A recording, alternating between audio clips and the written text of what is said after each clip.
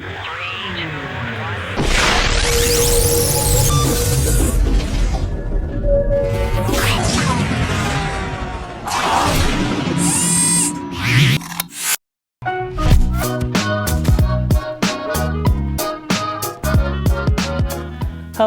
welcome to today's Accent. Today is Wednesday, May 17th. I'm your host, Rochelle Utzi, here with Ryan Dugan. Let's get it started. 10-second trivia. Levi Hutchins has a place in American history for devising what timely invention in 1787? Railroad timetable, punch clock, stock ticker, or alarm clock? Mr. Hutchins liked to be awake promptly at 4 a.m. Ouch! So he invented the first mechanical alarm clock in the U.S. He apparently didn't patent it, though, and he made it just for himself, so Levi Hutchins doesn't get the credit for inventing the mass-produced alarm clock as we know it. But that's not necessarily a bad thing. Hutchins' invention didn't allow him to change his wake-up time. It was 4 a.m. or nothing. And there wasn't a snooze button either, so there was no way for him to grab an extra CNN 10 minutes of sleep. Steam engines, factories, and spinning jennies get most of the attention. But there was actually something much more mundane that helped shift the world's economy from agrarian towards industrial. And if you're like 68% of Americans, it's probably the first thing you interact with in the morning.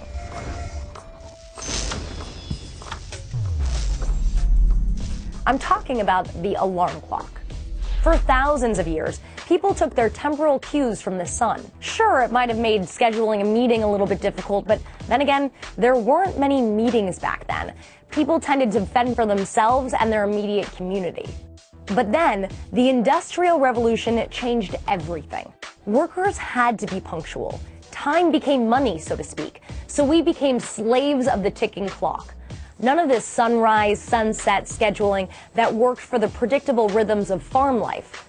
Plus, there weren't any roosters to wake you. So how did the workforce adjust to the new world order? At first, factories installed whistles or bells that sounded throughout the area to alert its employees that the workday was set to begin. Some companies even hired knocker-uppers to bang on windows and rouse their employees at their homes. Then, in 1876, an American company received the first patent for a mechanical alarm. Even though the concept and the crude models dated back to Plato, these were the first mass-produced alarm clocks, and they paved the way for a huge improvement in personal and business efficiency. And they're also why I'm so groggy all the time. To all seniors, please remember to clean out your locker by the end of the day tomorrow, Thursday, May 18th. Remove all personal items to avoid a possible fine that could be assessed to you. Fines and fees must be paid before you can graduate or have your transcript released to other institutions. If you have questions, see Mr. Walters in room D110. Hey seniors, the marching list for graduation is posted on the main office windows. It's very important that you check the list carefully and memorize the following: which end of the field you will be seated, north or south, which row you are assigned to, and your seat number. You will need to know this information for graduation practice on Tuesday, May 23rd. Again, look for the graduation marching list on the main office windows. And one more thing, it's very important to notify Miss Miller in the main office if you do not plan to march in the graduation program. Please notify her as soon as possible. Red Nose Day is coming up next Thursday, May 25th. What is Red Nose Day? Let's follow music superstar Ed Sheeran to the other side of the world to learn more and then find out how you can get involved. We do song for song. You sing one, then I sing one, yeah? Ẹ ṣé Olúwa, ẹ ṣé Bàbá o, ẹ ṣé Olúwa, àwa dúpẹ́ Bàbá, ẹ ṣé. It's been over 3 years since the outbreak of Ebola killed over 11,000 people in West Africa. When Ebola hit, what was it like? My father was sick. Lying of fermenting, toileting. They came to the Ebola center. The next morning, they bring it to everyone saying ta. When was the last time you went to school? But saying that when they Ebola time, I can't go to school. My mama get money. When I grew up, I want to become a musician. I want to become singing for people in church. I think that's going to happen. You got a beautiful voice.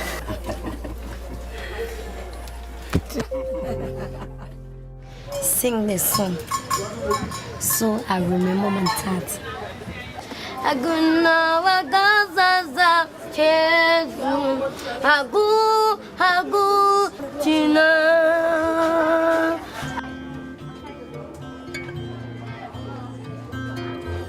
What's up, Peaches?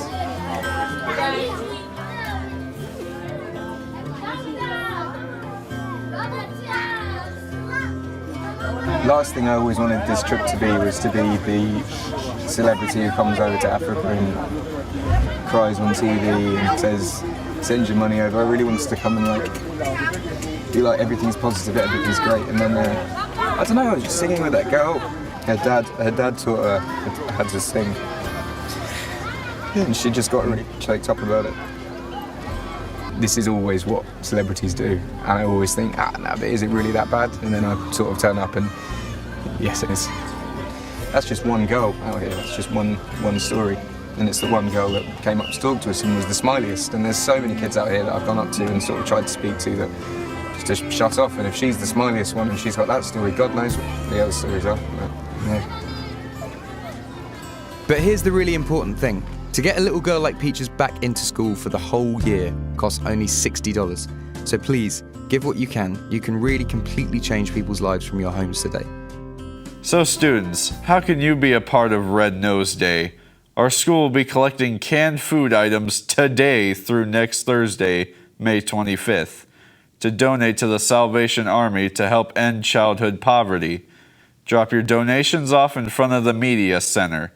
The first 100 students to donate will receive a free red nose. Today's lunch is pepperoni pizza, romaine salad, and sweet potato fries.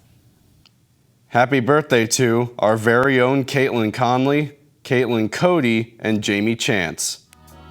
Well, that's all for your accent. I'm Ryan here with Rochelle. We'll see you on Friday.